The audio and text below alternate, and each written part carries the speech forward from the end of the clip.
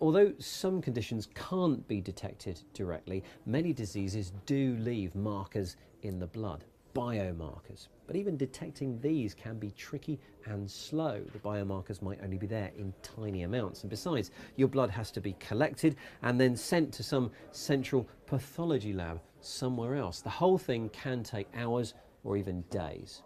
But here is something that can take minutes.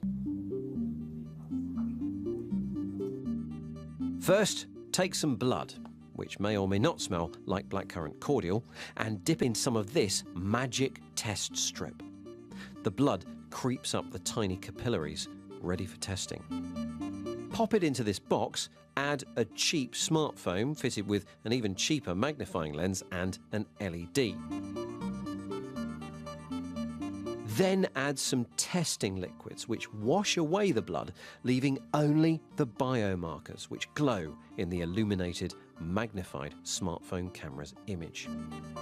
The brighter the image, the more biomarkers your blood contains, and the more a clinician needs to make a judgment on your condition.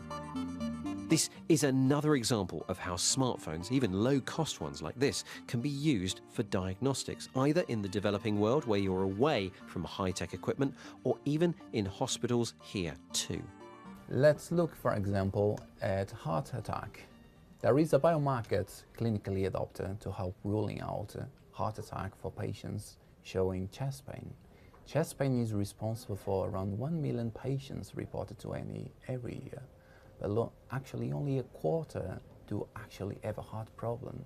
All of those patients have to stay overnight because the test for the biomarker takes so long. But with this, you can do things quicker and near the patients.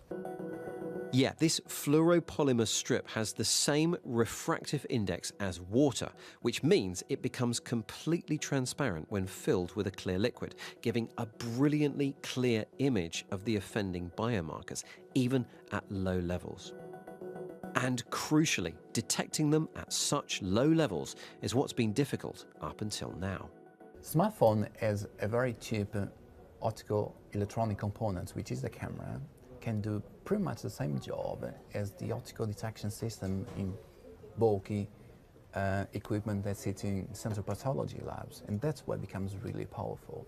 It is a very clever, simple, miniaturized version of sophisticated central lab equipment.